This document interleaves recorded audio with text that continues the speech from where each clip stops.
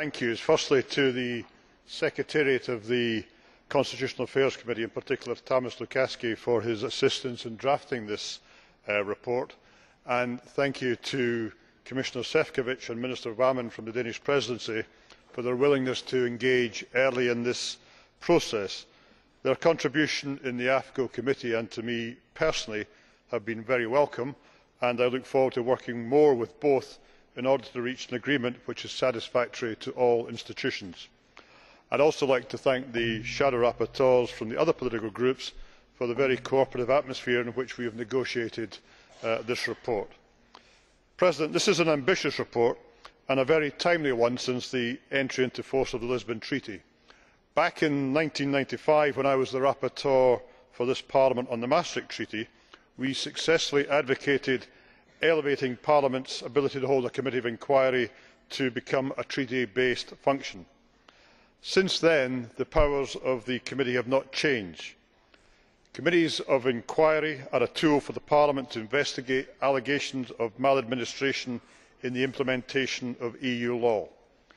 In its investigations, committees can speak to individuals involved and request documents to see if there have been any breaches of law or elements of corruption in the administration of the law.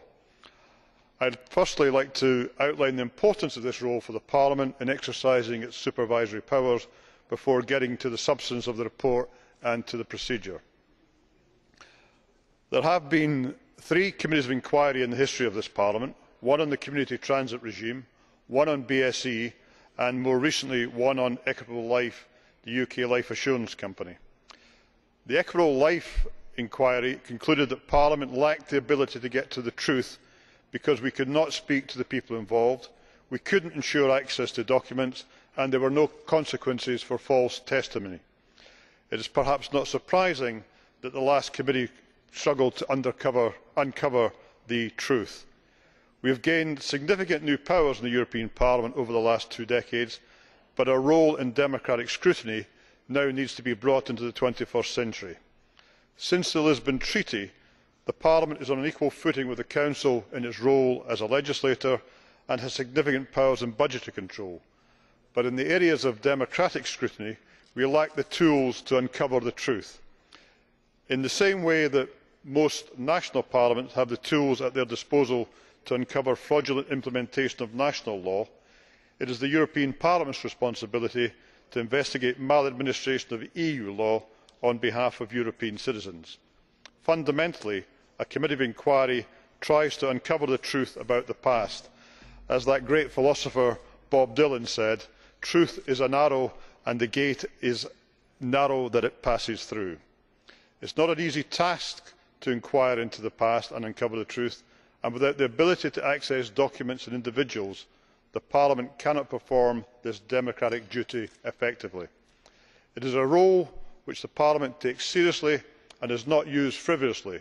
With only 3 committees in the lifetime of Parliament, there should be no concerns that this tool will be overused. So, President, why are we reforming the rules now? Well, firstly, because a much needed update to the rules has been pending since the conclusion of the Equitable Life inquiry and the recommendations that it made. And secondly, because the Lisbon Treaty has elevated the rules on committee of inquiry into a regulation. In fact, under Article 226 of the Lisbon Treaty, Parliament has the unusual role of policy initiator. We are acting in the unusual role for the Commission here, and my report is the policy proposal which the Council and Commission must give their consent to. As with all Commission proposals, this is a start. President, I thought I had 6 minutes. But if you can take these last 2 at the end, it is possible.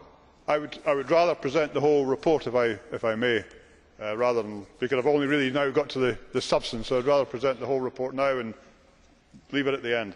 Okay. There are 3 important elements of Parliament's committee inquiry which are addressed in my proposed reforms. The first is the ability to speak directly to the individuals involved in the issue.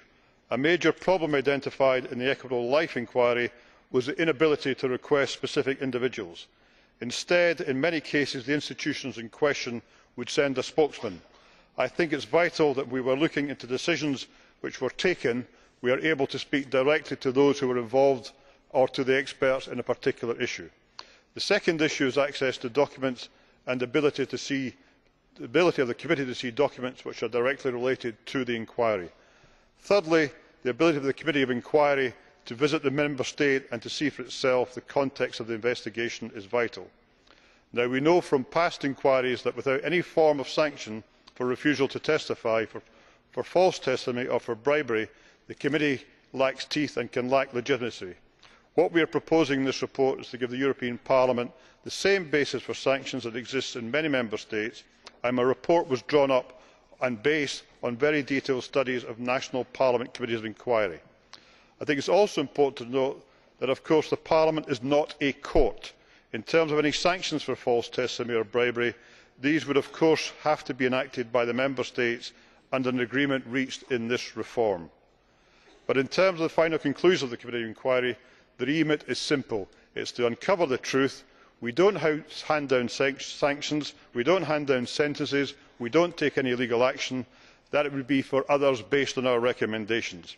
I look forward to working with the other institutions and my colleagues at finding a satisfactory conclusion to this report, and I am optimistic that the three institutions can agree. Thank you, President.